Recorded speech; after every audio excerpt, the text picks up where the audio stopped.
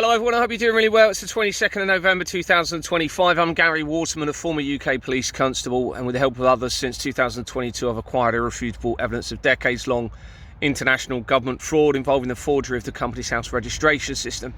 Now, as I'm getting closer to the truth in all of this, those that were supposedly closest to me and most supportive are all turning against me. This includes Aisha from God FM, who was starting to fit the agenda of David Icke and the falsified biblical prophecies and trying to link that into Christianity. Well, David Icke is linked to the intelligence agencies. This was followed up by Kerry Hindmarch, who came in suggesting that I was supporting transgenderism, even though I've openly admitted and clarified that I do not agree with transgenderism and believe that it is part of the criminal agenda by our governments against humanity.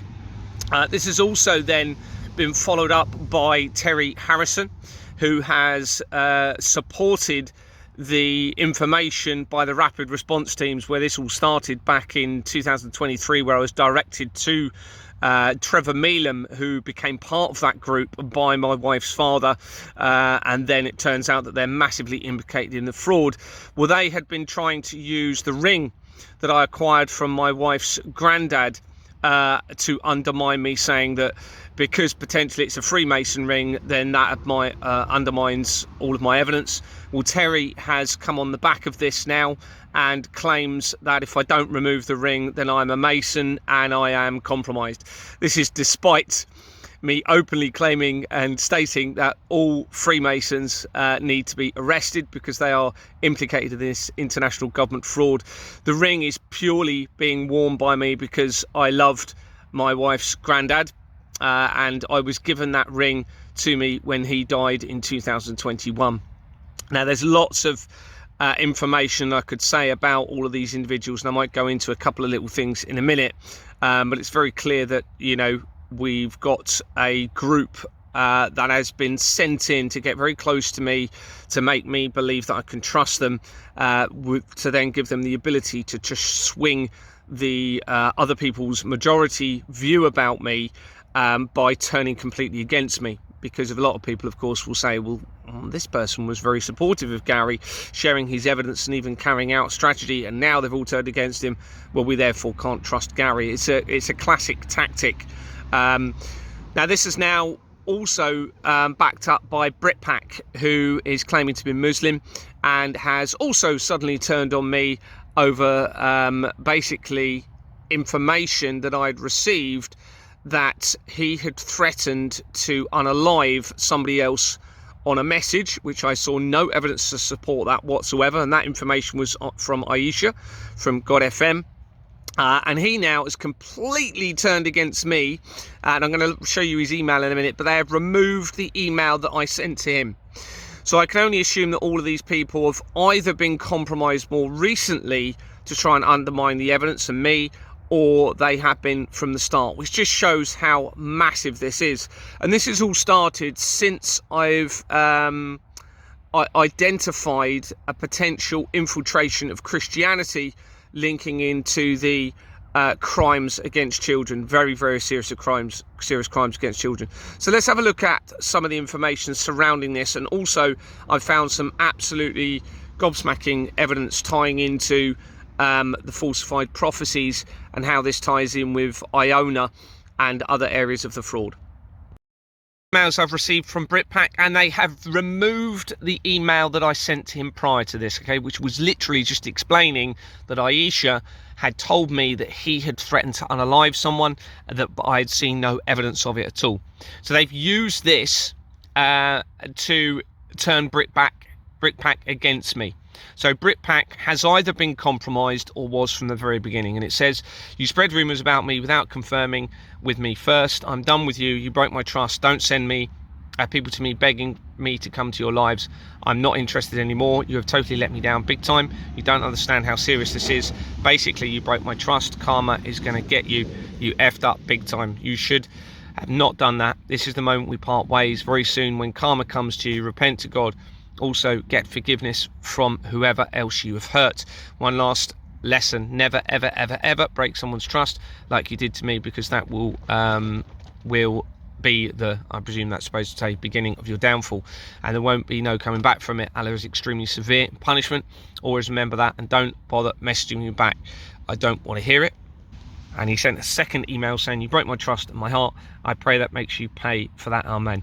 Now, I've done absolutely nothing wrong. So this is timed with all of the other people that are now turning against me. Now, this tells us that they are extremely worried about the evidence that I am producing and the truth that I am getting to in all of this. And Britpack, whose obviously name on here says Shazad Ali, he originally was put in contact with me. It was via LCS News, where Ranji is, who I established was compromised. So, in fact, many contacts have come through Richard Vobes in the beginning when I first started having interviews, and through Britpack or LCS News. Sorry, not Britpack. Ranji and LCS News. Many of those around me, and there's still quite a few that are supposedly very supportive of me, and I'm just waiting for them to also turn as well, as I'm getting closer to all of this evidence.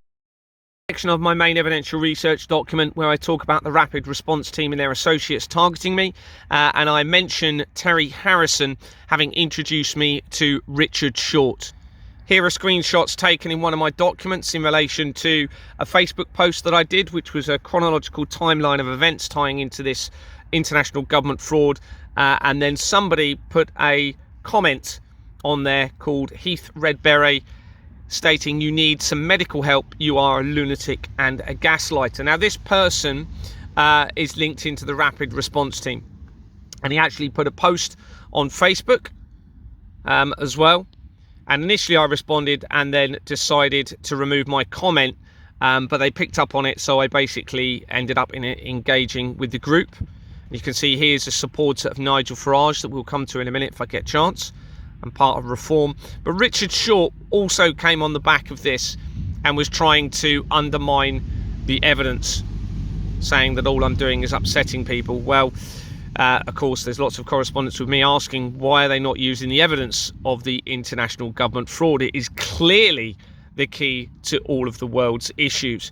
And on the right here, you can see, although the date's slightly covered, I first started speaking to Richard Short, or Shorty, on the 9th of October 2024, after Terry had put me in contact. And after these Facebook posts that we're talking about, I send a message to him saying, which isn't today, okay, this was previously, hi Richard, I've seen your comments on Heath Redberry's Facebook and noticed you are not responding to the obvious evidence of the fraud and appear to be supporting those that are actually targeting me and facilitating it. It is clear that the fraud is the reason for most of the world's problems. This is about the evidence, so what's going on? Back to my main evidential research document. Now, so many people are compromised by this, okay? They've looked well in advance on how they can try and limit the chances of anyone coming out with the truth, preventing their agenda, or those behind the agenda, shall we say. And many people have been positioned. Many people will be gaining from their plans, whether it be salvation in some sort of false apocalyptic event, or they're actually part of a doomsday cult, which is starting to become more and more apparent, or potentially they're being coercively controlled. They may be controlled by the sex trade, illegal or legal, by the children, by the money, or the international drug trade that is obviously all part of this. Now, I'm not saying these particular individuals are, but they're clearly compromised by something. I've got the irrefutable evidence of everything, and yet they are targeting me. If we go to further down in my document, we talk about Terry. Now, Terry has been apparently very supportive of me. But this appears to be one of their tactics. And as it says here, as previously mentioned, Richard Short had been part of the group with the Rapid Response that had been targeting me. And on the 18th of November, so very recently, 2025, Terry Harrison, who had directed me to him, initially had claimed he had been arrested, so claiming that Richard Short had been arrested. During a TikTok live stream on the 20th of November 2025, so only a few days ago, Terry came on and mentioned my ring again, being a Mason ring, and claiming that unless I take it off, I must be compromised and a Mason. Despite me calling repeatedly for all Masons to be arrested, this escalated into a heated exchange and I ended communication with them. Now remember, the Rapid Response Teams team and those that worked for them, in particular Bannerman, had recorded a phone call secretly with me to try and undermine me because of the ring that I wear. I'm going to come to that in a minute. Reading on, it said I'd previously been informed of an article from 2014 regarding Terry having been accused of an assault against an air hostess during a flight to Dubai, resulting in 3 months in prison, according to this. Here's the article. See, 2014. Now, this isn't something I wanted to do. Oh, sorry, I was just trying to get past that advert there. And it was alleged that there was this assault in relation to a air hostess on a flight to Dubai. It has to be considered that Terry was targeted as some sort of control program, having already been through a legal process in around 2008, which I'm not going to go into because I don't want to bring that back up for him. Terry had always been negative about being able to resolve the government fraud, claiming it cannot be resolved, and that it has been written that there will be a catastrophic apocalyptic event involving a tsunami in New York, is something he mentions quite a lot. And those running the world are lizards and shapeshifters, fitting the David Icke agenda again. And David Icke being connected to the intelligence agencies. Terry had also claimed that the world was a flat plane and publicly drinks and washes in his own urine. Now, you can think about that what you want. Some recent evidence in relation to Mikey P. Since the full exposure of Mikey P, who is from the Rapid Response Teams, he now claims to be on the run due to outstanding warrants under the name of Michael Fotiu, with the timing of his recent interview in relation to this being relevant to my non-attendance at court on the 18th of November 2025, and where he also makes reference to 9/11 dates in relation to his legal processes. Now, my court date was obviously 1 and 8, which is 9, and that would be therefore 9/11. And it's no coincidence that it was the same day the government started the verification of digital ID in relation to directors on Companies House. Now, Companies House shows a record for Michael Elias Fotiu, connecting to 3 companies, including Property Protective Solutions Limited, that was incorporated in 2016 as the Pizzagate scandal was being exposed. It has an address in Edinburgh, which is very important in relation to all of this. It's where the main oldest active Freemason lodge is based. But it also has COSEC Limited on its incorporation document and its people record. COSEC Limited has connections to almost 4,500 companies, including the Reform Party Limited, where they had been appointed for 1 day in December 2019, the same month as the COVID deception. Reform appears to be part of the criminal deception against humanity and how it relates to Donald Trump. So we'll just show you that quickly. So here's the name, Michael Elias Fotiu. If we go into the people record, we'll see COSEC, almost 4,500 companies, and some here and here. I can't remember what page it is. So I just had to find it. It's on the second page. So we have somewhere down here.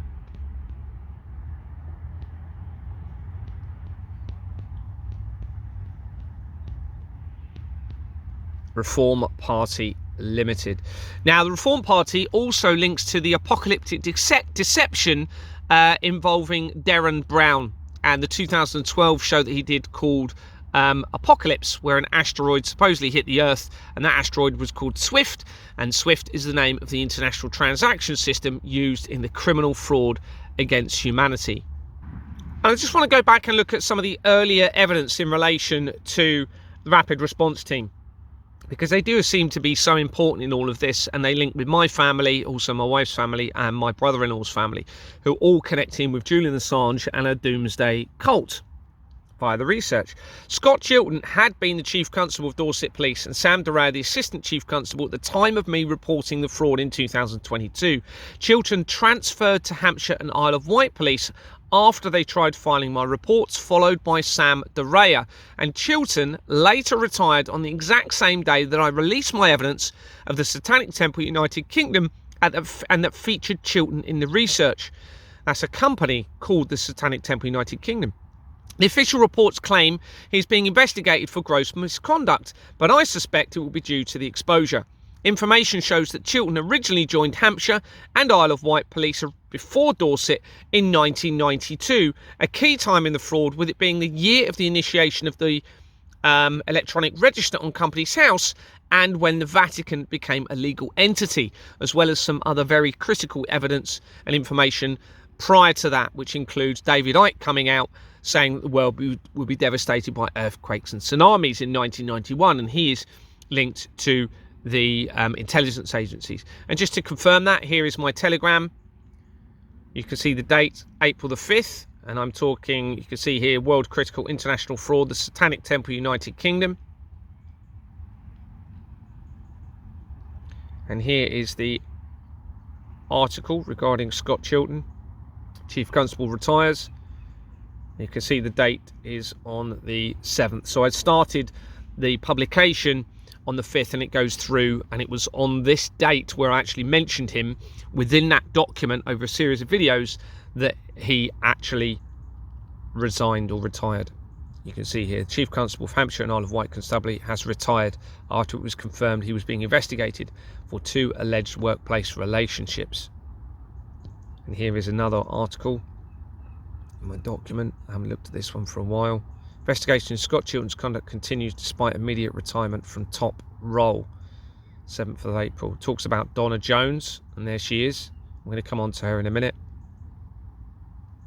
You can see it talks about 1992. So Donna Jones was or still is, I believe, the Police and Crime Commissioner for Hampshire and Isle of Wight, and connects to a key company in the fraud, the National Museum of the Royal Navy. This is because it links quickly to the research of Deborah Fleming, her husband John Fleming, and the Archbishop of Canterbury, all shown on page 43 of the incorporation document. Or sorry, the connections are made from page 43. During my research, I had also received information that Laura Nina, connected to the rapid response teams, and therefore Trevor Mealham and Mikey P was using a false name and was working for the Sicilian Mafia and supplying information to Donna Jones. I established a Companies House record from the research of Nina's alias name that links back into the same companies in the fraud. When I publicised this, Nina appeared to try and cover the tracks, and this was then removed from Google, but I'd already secured screenshots in relation to it.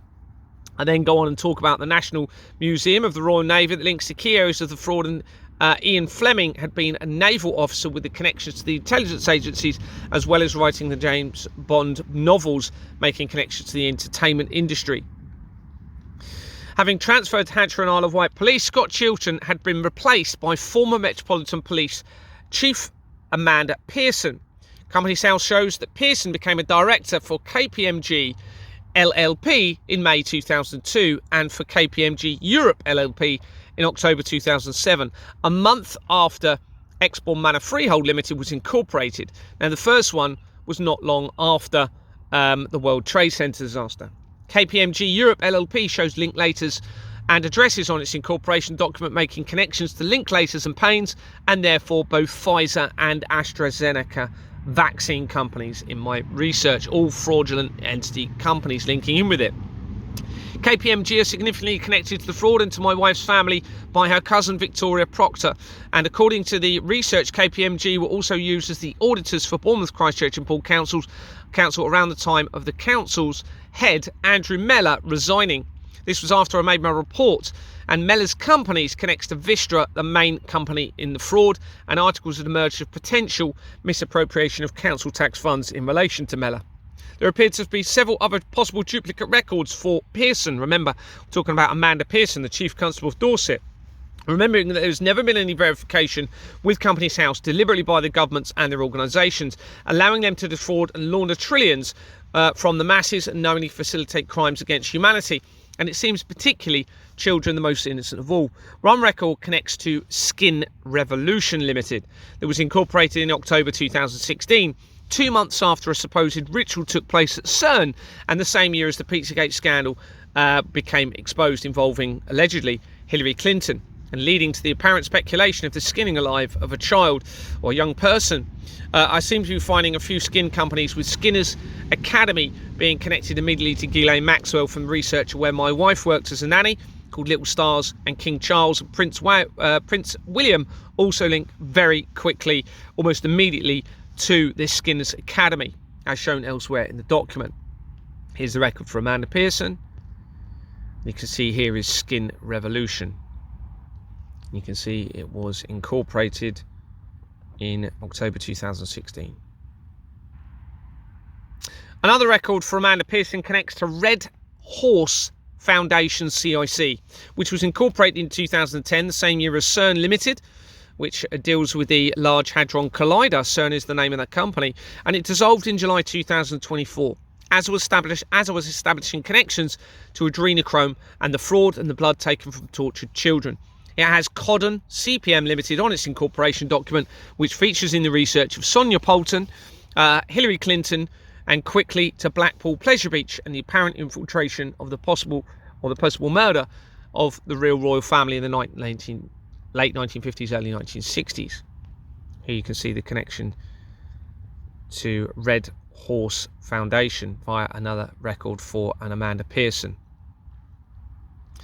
This record for Pearson also connects to UK Co-Housing Network CIC that was incorporated in July 2017, a month after Madeleine McCann, 2007, a month after Madeleine McCann went missing, and changed its name in April 2022 as I was making inquiries at Exbourne Manor. Jennifer Borden connects UK Co-Housing Network CIC to various Crown Agents companies featured throughout the fraud. They also link to religious organisations, including the British Irish Churches Trust Limited and British Overseas NGOs for Development bond that features in the research stemming from the helicopter crash in 2025, and connects quickly to Siemens, Criminal United Nations companies, and Collider Technology. Just going into that, you can see below UK Housing Network.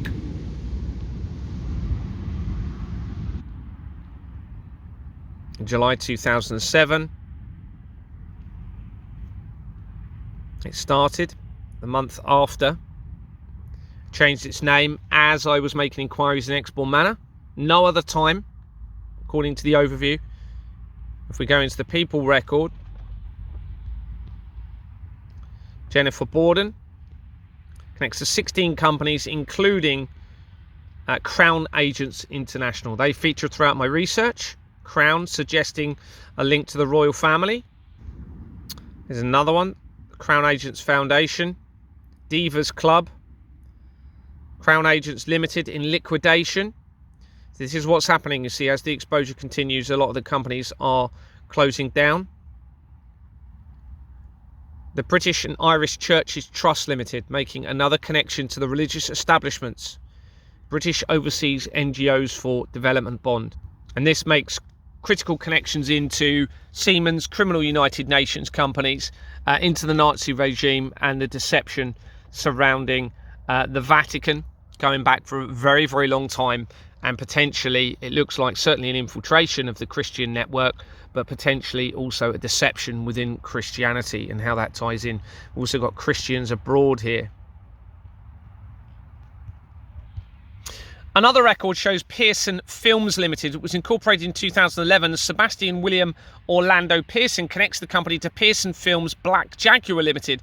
It was incorporated in 2014 and dissolved as on continuing exposure in 2023. It has SDG on its incorporation document referring to Stanley Davis Group, which is mentioned on an article regarding international fraud and the non-verification of companies identified by Gordon Bowden prior to his death. I have been informed that he was murdered. Sebastian Pearson also connects Pearson Films Limited to Hogarth Pictures Limited that was incorporated in 2004 and has a registered address of Baker Street in London that features throughout the fraud. Waterloo companies are on its incorporation document, making a connection to one of the main companies throughout the research of the fraud. Bedford Secretarial Limited is shown on the people record and connects to 94 companies, including Hampstead West Homes Limited, that dissolved in June 2022 as I'm making inquiries, and a month before Anthony Roberts of Exbourne Manor Freehold Limited resigned, and has a registered address of Begbie's Trainer. Now, Begbie's Trainers now, they're using, it appears, to try and finalise their plans in a lot of the companies on the registered addresses. In this feature, the key time is the frauds. In the frauder makes almost immediate connections to JP Morgan and the Flemings. Christchurch in Hampstead is the location of the Hampstead child abuse inquiry, murder inquiry that appears to have been covered up by the police. Christchurch is also the name of the town where I worked. It's twinned with New Zealand, and that's where the earthquake happened on the 22nd of February 2011. It's all connected, everybody. Sebastian Pearson also connects Pearson Films Limited to Black Horse Secretaries. Again, with Waterloo Companies on its incorporation document, this appears to make reference to Lloyds Bank, where the forged bank documents were acquired through Exmoor Manor and relate to Black Horse Group connects quickly. Black Horse Group connects quickly to the research of Rishi Sunak and the Hampstead child abuse inquiry via Centrica, as shown elsewhere in the document. Amir Kamran Najadi connects Pearson Films Limited to Field Fisher LLP. That although it is throughout the fraud, I haven't focused on it much, but it is starting to be showing relevant times, very important relevant times, particularly around the Iona prophecy. Importantly, they also connect to Clinton's LLP that makes possible reference to Hillary Clinton's family. Charles Garada connects the company to Hanover Secretaries that features throughout the fraud. Peter Harlow Button connects Clinton's LLP to Eel Pie Publishing Limited. Now, Pie features at key times throughout the fraud, and I suspect we have to consider that it stands for the Paedophile Information Exchange because of all of the other links being made to the skinning of children and the crimes against humanity and how this ties in with the Collider technology. Peter Townsend is shown as a secretary for Eel Pie Publishing Limited and makes connections to the entertainment industry with companies such as Whistler Records LLP, that dissolved in May 2022, and Quadrophenia Productions Limited, that was incorporated in 2004 and dissolved in December 2024 as the exposure continued. Townsend also connects to Pete Townsend LLP and Serena Days Yachts Charter LLP that appears to link to hundreds of luxurious holiday companies and hotels, including the Savoy Hotels. Now, the hotel industry was massively linked into the Goldsmith family, who linked back in with the Rothschilds. So it's all very, very quickly. Critically, James Bennett Jones connects Clinton's LLP, that company we're just looking at, to Ingenious Film Partners LLP, making a connection to Hollywood and Ingenious Film Partners 2 LLP being on page 40 of the incorporation document for the Royal Foundation of the Prince and Princess of Wales. A police report has been submitted in relation to this evidence, and along with all others, is being completely ignored. With this latest information, it's hard not to consider that the video and others claimed appears to show Hillary Clinton and others carry out particular horrific acts against this young girl, including skinning her face whilst alive, are linking to the Pizzagate scandal that is mentioned in more detail within the research and surrounding intelligence agencies. So you can see how huge this is and how it is all now connecting. To this part of the document again, because it mentions Petra Jewis, who is somebody else that appeared to be trying to undermine and target me with comments on social media around the same time and with the same group, linking in with the Rapid Response Team. And the research from Petra Jewis connects very, very significantly into everything. I'm going to just move forward slowly through, and you can pause it and slow it down and read the entire lot, but it makes connections to Landersmeads via Petra. And then we find connections to Christian companies, age companies, which feature throughout the research, diocesan Canterbury companies, which links immediately then in with the former Archbishop of Canterbury, Justin Welby. We then find connections to the Young Men's Christian Association, which appears to be very relevant in all of this. They were actually founded originally in 1844, the same year that Companies House began. And I think this explains why we had the YMCA music being played with Donald Trump when he was initially coming in. And of course that links in with the homosexual side of things and linking back into transgenderism. But you have a company called White Rose YMCA. And White Rose, the research suggests that White Rose is actually connected to the Nazi regime. Now, it was Petra's husband, Martin Dewis, and the group that he was part of originally, where I was starting to have a lot of contact with, and they were trying to convince me to use Telegram, which is completely compromised by this. And they were very supportive, despite my evidence of Donald Trump trying to promote the Donald Trump agenda. And we're going to show some very important evidence in relation to Donald Trump a bit later. So come back for the next part, please, and we'll go into a bit more detail about some of the other recent information.